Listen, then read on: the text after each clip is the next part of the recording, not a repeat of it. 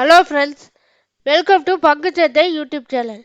இன்னைக்கு இந்த சேனலில் என்ன பார்க்க போகிறோம்னா, ஜூன் 18ஆம் தேதி அன்னைக்கு எக்ஸ் டிவிடெண்ட் தரக்கூடிய சில முக்கியமான நிறுவனங்களை பார்க்கலாம். அடுத்ததான் அந்த நிறுவனங்களுடைய 5 வருஷ டிவிடெண்ட் டேட்டாவை பார்க்கலாம். நீங்கள் வருமான வரி கணக்கு தாக்கல் செய்ய போறீங்களா? அப்படி செய்ய போறீங்களா உங்களுக்கு இந்த வீடியோ யூஸ்ஃபுல்லாக இருக்கும். அதனால இந்த வீடியோவை எங்கேயுமே ஸ்கிப் பண்ணாமல் பாருங்கள். இன்ஃப்ரா ஃபண்ட் மூலம் நிதி திரட்டும் HDFC வங்கி. இந்த வங்கியில் வளர்ச்சிக்காக 15,000 கோடி நிதி திரட்ட போகிறாங்க. இந்த செய்திகள்லாம் பார்க்கலாம். அதுக்கு முன்னாடி எங்களுடைய சேனல் உங்களுக்கு யூஸ்ஃபுல்லாக இருந்துச்சுன்னா லைக் பண்ணி சப்ஸ்கிரைப் பண்ணுங்கள். எங்களுடைய சேனலுக்கு ஆதரவு கொடுங்க.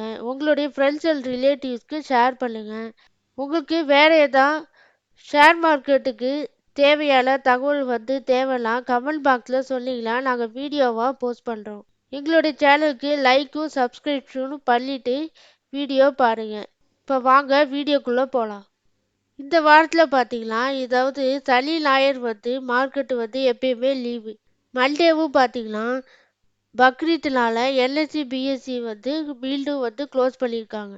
அதனால் இந்த வாரத்தில் எக்ஸ் டிவிடெண்ட் டேட்டு கொடுத்துருக்க சில முக்கியமான நிறுவனங்களுடைய டிவிடெண்ட் டேட்டாவை பார்க்கலாம். முதலாவதாக பார்த்தீங்கன்னா டாடா ஸ்டீல். இந்த நிறுவனம் பார்த்தீங்கன்னா எக்ஸ் டிவிடெண்ட்டுக்கு பார்த்தீங்கன்னா 21/6/2024 எக்ஸ் டிவிடெண்ட் டேட் அனௌன்ஸ்மெண்ட் கொடுத்துருக்காங்க. இவங்க எவ்வளோ டிவிடெண்ட் தராங்கன்னா ஒரு ஷேருக்கு ரூ. 3.60 தராங்க. அதாவது பர்சன்டேஜ் வைஸ் பார்த்தீங்கன்னா 360%. டாடா ஸ்டீல் பார்த்தீங்கன்னா ஃபைனல் டிவிடெண்ட்டாக ரூ. 3.60 ஒரு ஷேருக்கு தராங்க. அடுத்ததா இந்த ஸ்டாக்கோட 5 வருஷம் டிவிடெண்ட் டேட்டா பார்ப்போம். 2020 பார்த்தீங்கன்னா டாடா ஸ்டீல் பார்த்தீங்கன்னா ரூ. 10 ஒரு ஷேருக்கு டிவிடெண்ட் தந்துருக்காங்க ஃபைனல் டிவிடெண்டா. அடுத்ததா 2021 பார்த்தீங்கன்னா டாடா ஸ்டீல் ரூ.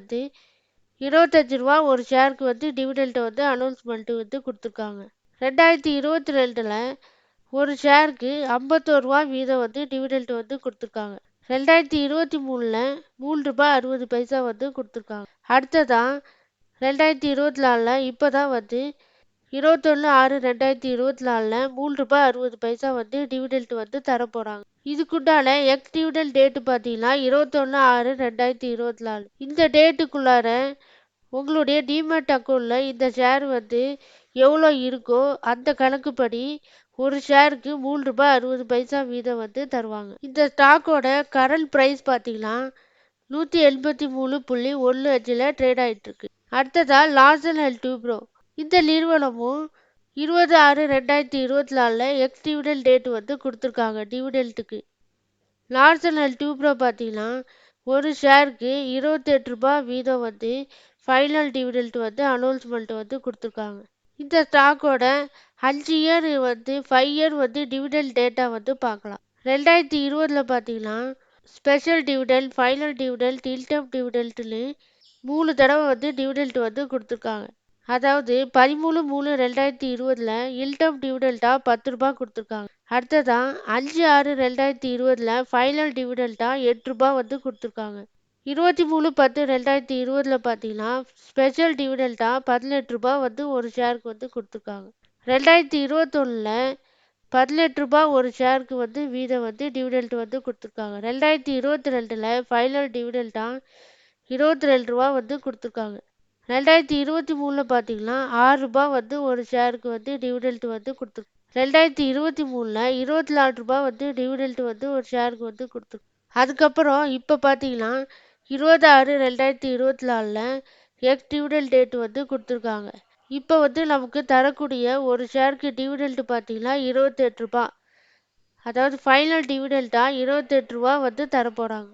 இந்த ஸ்டாக்கு பார்த்தீங்கன்னா எக்ஸ் டிவிடெண்ட் டேட்டுக்கு முன்னாடி உங்களுடைய டிமேட் அக்கௌண்ட்டில் இந்த ஸ்டாக்கு இருக்கணும். அப்போ தான் நீங்கள் இந்த டிவிடெண்ட்டுக்கு எலிஜிபிள் ஆவீங்க. அடுத்ததான் இந்த ஸ்டாக்கோட கரண்ட் ப்ரைஸ் பார்த்தீங்கன்னா லார்சன் அண்ட் டூப்ரோ லிமிடெடோட கரண்ட் ப்ரைஸ் பார்த்தீங்கன்னா லார்சன் அண்ட் டூப்ரோவோட கரண்ட் மார்க்கெட் ப்ரைஸ் பார்த்தீங்கன்னா NSEல 3687 ட்ரேட் ஆகிட்டு இருக்கு. அடுத்ததா பஜாஜ் ஃபைனான்ஸ் லிமிடெட். இந்த ஸ்டாக்கும் பார்த்தீங்கன்னா வரும் வாரங்களில் டிவிடெண்ட் வந்து எக்ஸ் டிவிடெண்ட் டேட் வந்து கொடுத்துருக்காங்க. இந்த ஸ்டாக்கோட கரண்ட் ப்ரைஸ் பார்த்தீங்கன்னா என்எஸ்சியில் 7341.58 ட்ரேட் ஆகிட்டு இருக்கு. இவங்களுடைய எக்ஸ் டிவிடெண்ட் டேட்டு பார்த்தீங்கன்னா 21/6/2024 வந்து கொடுத்துருக்காங்க. இந்த டேட்டுக்கு முன்னாடியே உங்களுடைய டிமேட் அக்கௌண்ட்டில் இந்த ஷேர் இருந்துச்சுன்னா நீங்கள் வந்து எலிஜிபிள் ஆவீங்க. அதாவது ஃபைனல் டிவிடெண்ட்டாக பஜாஜ் ஃபைனான்ஸ் லிமிடெட் பார்த்தீங்கன்னா ஒரு ஷேருக்கு வந்து 36 ரூபாய் வந்து டிவிடெண்ட் வந்து தரப்போகிறாங்க. இவங்களோட 5 இயர் வந்து டேட்டா வந்து பார்க்கலாம். டிவிடெண்ட் டேட் அதாவது 2020 பார்த்தீங்கன்னா 10 ரூபாய் இன்டம் டிவிடெண்ட் வந்து 10 ரூபாய் வந்து கொடுத்துருக்காங்க ஒரு ஷேருக்கு. 2021 ஃபைனல் டிவிடெண்ட்டாக ஒரு ஷேருக்கு வந்து 10 ரூபாய் கொடுத்துருக்காங்க.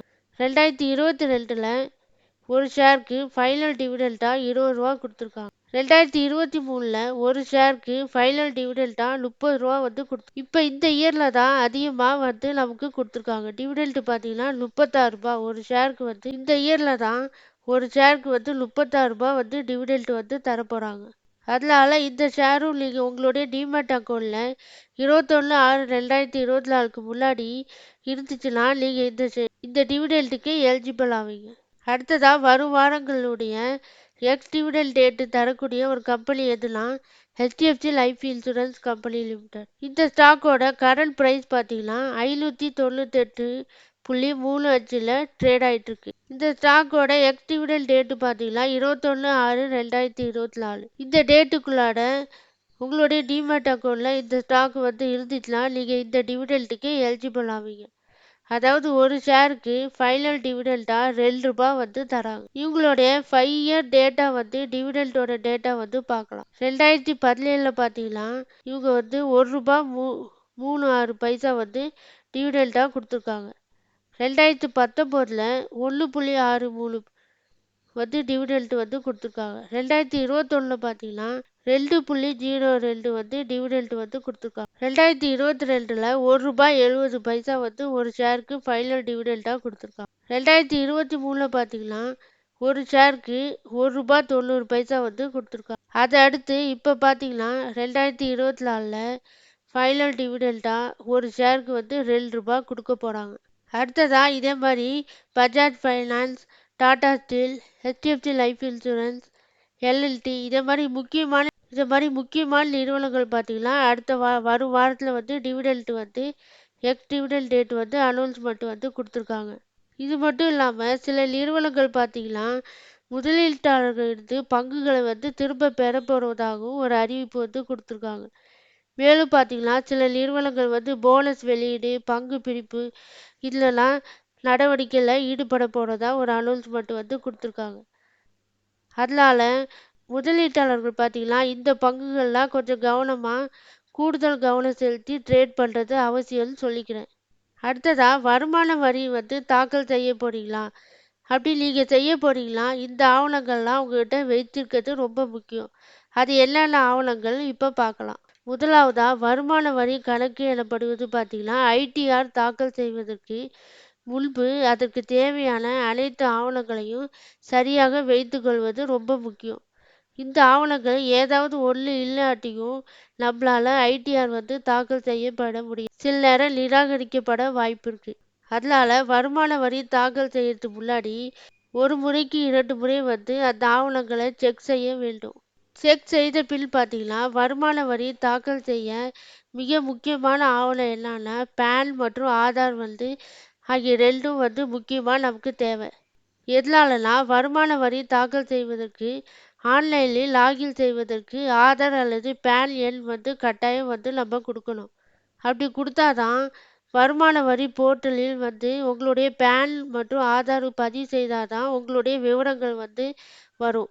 நிறுவனங்களில் வேலை பார்ப்பவர்கள் பார்த்தீங்கன்னா தங்களுடைய படிவம் 16 வந்து கட்டாயம் சமர்ப்பிக்க வேண்டும். வங்கி முதலீடு இல்லைன்னா வேறு ஏதாவது டிடிஎஸ் பிடித்த வந்து செய்யப்பட்டிருந்தா படிவம் 16A அதற்கான விவரத்தை வந்து கட்டாயம் வந்து சான்றிதழை சமர்ப்பிக்க வேண்டும்.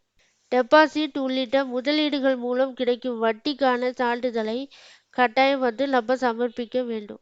ஆனுவல் இன்ஃபர்மேஷன் ஸ்டேட்மெண்ட் ஏஎஸ் வந்து முக்கியமாக நமக்கு தேவை. அதாவது இதில் பார்த்தீங்கன்னா சேமிப்பு கணக்கில் உள்ள நிலுவைகள் மீதான வட்டி, நம்ம கிட்ட இருக்க ஷேரு, மியூச்சுவல் ஃபண்டு விற்பனையில வரக்கூடிய லாபம், நிறுவனத்துல வேலை பார்க்குறவங்க அவங்ககிட்ட இருந்து அதன் மூலியமா வரக்கூடிய சம்பளம், இது இல்லாம டிவிடெண்ட் தொகை, டிவிடெண்ட் மூலியமா நமக்கு வரக்கூடிய லாபம் போன்றவை இதில் அடங்கும். அடுத்தது பார்த்தீங்கன்னா, அடுத்த படிவம் 26 ஏஎஸ் தாக்கல் செய்ய வேண்டும். இதில் என்னென்ன குறிப்பிட்டிருக்காங்கன்னா, இந்த படிவத்தில் பல்வேறு வருமானங்களிலிருந்து வரி கழிக்கப்பட்டு நிதியாண்டில் வரி செலுத்துவோரில் பேன் எண்ணுக்கு எதிராக டெபாசிட் செய்யப்பட்ட வரியை காட்டுவது அவசியம்.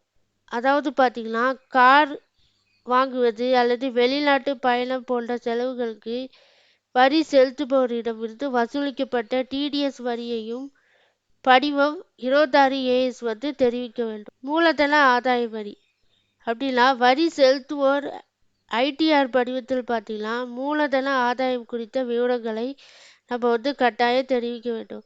அதாவது வீடு, நிலம், ஈக்விட்டி பங்குகள், ஈக்விட்டி மியூச்சுவல் ஃபண்டு, தங்கம் போன்றவற்றை விற்பதன் மூலம் கிடைக்கும் லாபம் தான் மூலதன ஆதாயத்தை ஆதாயத்தில் சேரும். வரி சேமிப்பு, முதலீடு மற்றும் செலவு சான்றுகள். வருமான வரி சேமிக்கிறதுக்காக சில முதலீடுகள் நம்ம செய்திருந்தா அதற்கான ஆவணங்களை கட்டாயம் நம்ம கொடுக்க முடியும். அதாவது 18C வருமான வரி பிரிவில் கீழ் பார்த்தீங்கன்னா 1.5 லட்சம் ரூபாய் வரை வரி சேமிக்க முடியும். அடுத்ததா வங்கி கணக்கு. வருமான வரி தாக்கல் செய்பவர்கள் பார்த்தீங்கன்னா முக்கியமாக தங்களின் வங்கி கணக்கு விவரத்தை சமர்ப்பிப்பது ரொம்ப முக்கியம். வங்கி கணக்கு எண், வங்கி கணக்கு விவரம், ஐஎஃப்சி விவரம் ஆகியவற்றை கொடுப்பது ரொம்ப முக்கியம். இந்த தகவல்னா வருமான வரி தாக்கல் செய்பவர்கள் முன்னாடியே ரெடி பண்ணி வச்சுட்டு தான் நம்ம வருமான வரி தாக்கல் செய்யணும். அப்பதான் அந்த வருமான வரி நிராகரிக்கப்படாமல் இருக்கும். இந்த தகவல்லாம் உங்களுக்கு யூஸ்ஃபுல்லாக இருந்துச்சுன்னா எங்களுடைய சேனலுக்கு லைக் பண்ணி சப்ஸ்கிரைப் பண்ணுங்கள். அப்படி நீங்கள் லைக் பண்ணி சப்ஸ்கிரைப் பண்ணாதான் நாங்கள் போடக்கூடிய வீடியோ பேக் டு பேக் உங்களுக்கு நோட்டிஃபிகேஷன் மூலயமா வரும்.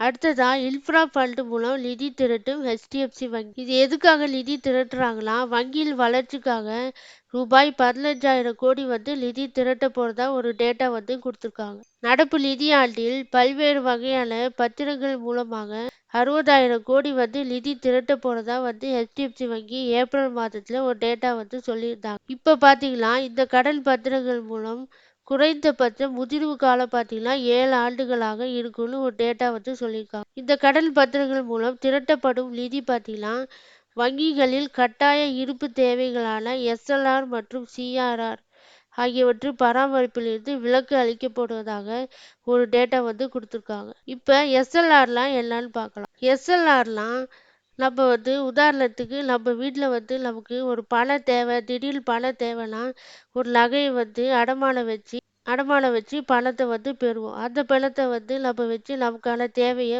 பூர்த்தி செய்வோம். அதே மாதிரி பேங்க்ல சில அவசர தேவைக்காக பணம் வேணும்னா எஸ்எல்ஆர்னு ஒரு இருப்பு வச்சிருப்பாங்க. அதாவது எஸ்எல்ஆர் என்ன, தங்கம் அல்லது பிற பத்திரங்கள் மூலமா இன்வெஸ்ட்மெண்ட் செய்து வச்சிருப்பாங்க பேங்க். அதை எடுக்கவே மாட்டாங்க. பேங்க்ல ஏதாவது அவசர தேவைக்கு பணம் தேவைப்பட்டுச்சு அந்த பத்திரங்களை லிக்விடேட் பண்ணி அது மூலியமா பணத்தை பெறுவாங்க. இதுதான் எஸ்எல்ஆர்னு சொல்லுவாங்க. இதை கட்டாயமா எல்லா பேங்க்குமே செய்யணும்னு ஒரு ரூல்ஸ் இருக்கு. இதை தான் எஸ்எல்ஆர்னு சொல்லுவாங்க. இந்த எஸ்எல்ஆர்லேருந்து தான் விலக்கு கொடுத்துருக்கதா இந்த பாண்டு மூலியமா விலக்கு தரப்போறதா ஒரு டேட்டா கொடுத்துருக்காங்க. அடுத்ததா சிஆர்ஆர்லாம் என்னன்னு பார்ப்போம். சிஆர்ஆர்லாம் இதுவும் அதே மாதிரி தான். ஆனால் வங்கியில் அவசர கால தேவைக்காக ஒரு பணம் இருப்பு வச்சிருக்கதா சிஆர்ஆர்னு சொல்லுவாங்க. ஆனால் இது பாண்டு இல்லை தங்கத்தில் முதலீடு செய்ய மாட்டாங்க. ஒரு கையிருப்பு ரொக்கமாக வச்சிருப்பாங்க. இந்த பண இருப்பு விகிதத்தை அந்தந்த பேங்க் வங்கியில் பெட்டகத்தில் சேமித்து வைப்பாங்க. இல்லைன்னா அந்த பணத்தை ரிசர்வ் வங்கிக்கு கொடுத்துருவாங்க. அவங்களுக்கு தேவையான போது அவசர காலத்தில் தேவையாகும் போது ரிசர்வ் வங்கிகிட்டேருந்து வாங்கிப்பாங்க. இதை தான் சிஆர்ஆர்னு சொல்லுவாங்க. இந்த பணத்தை வச்சு பார்த்தீங்கன்னா வங்கிகள் சிஆர்ஆர் பணத்தை வச்சு கார்ப்பரேட்டுகளுக்கோ அல்லது தனிப்பட்ட கடன் வாங்குபவர்களுக்கோ கடன் கொடுக்க முடியாது. வங்கிகள் அந்த பணத்தை முதலீட்டு நோக்கங்களுக்காகவும் பயன்படுத்த முடியும். இந்த ரெண்டு இருப்புமே எல்லா வங்கியும் வச்சிருக்கணும்னு ஒரு ரூல்ஸ் இருக்கு. இதுலேருந்து விலக்கு அளிக்க போறதாக தான் இந்த இந்த ஃபண்டு மூலியமா தெரிவிச்சிருக்காங்க. HDFC வங்கி பார்த்தீங்கன்னா இன்ஃப்ரா ஃபண்டு மூலம் 10,000 முதல் 15,000 கோடி வரை நிதி திரட்ட திட்டமிட்டுள்ளது. அதாவது இந்தியாவில் மக்களவை தேர்தலுக்கு பங்கு சந்தைகள் ஒரு விதமான ஏற்ற இறக்கங்கள் பிறகு பார்த்தீங்கன்னா தற்போது பாண்டு மார்க்கெட் ஒப்பீட்டு அளவில் நிலையாக உள்ளதாகவும் ஒரு டேட்டா சொல்லியிருக்காங்க. இதை பயன்படுத்தி இன்ஃப்ரா ஃபண்டுகள் மூலம் நிதி திரட்ட வெளியிட திட்டமிட்டுள்ளதா HDFC பேங்க் ஒரு டேட்டா கொடுத்துருக்காங்க. வங்கிகள் அரசு பத்திரங்கள் போன்ற லிக்விட் ஃபண்ட் முதலீடு செய்ய வேண்டிய வைப்பு தொகையில் ஒரு பகுதியான SLR பார்த்தீங்கன்னா தற்போது 18% உள்ளது. ரிசர்வ் வங்கியிடம் வைத்திருக்கும் CRR 4.5% HDFC வங்கி கடந்த வருடம் HDFC உடன் இணைக்கப்பட்டது. இந்த HDFC நிறுவனம் வீட்டு கடன் வழங்கும் நிறுவனமாகும். இந்த இணைப்பை அடுத்து பார்த்தீங்கன்னா இந்தியாவில் மிகப்பெரிய தனியார் வங்கியாக HDFC வங்கி மாறி இது மூலமா பார்த்தீங்கன்னா அதிக சந்தை மூலதனம் கொண்ட வங்கியாக உருவாகி. எல்லாரும் டிஸ்க்ளைமரை பார்த்துக்கோ. நான் ஒரு செபி ரிஜிஸ்டர் அனலிஸ்ட் கிடையாது. நீங்க ஏதாவது ஷேர்ல இன்வெஸ்ட்மெண்ட் பண்ணணும்னா உங்களுடைய ஃபினான்சியல் அட்வைசர்கிட்ட கன்சல்ட் பண்ணிட்டு இன்வெஸ்ட்மெண்ட் பண்ணுங்க. நன்றி, வணக்கம்.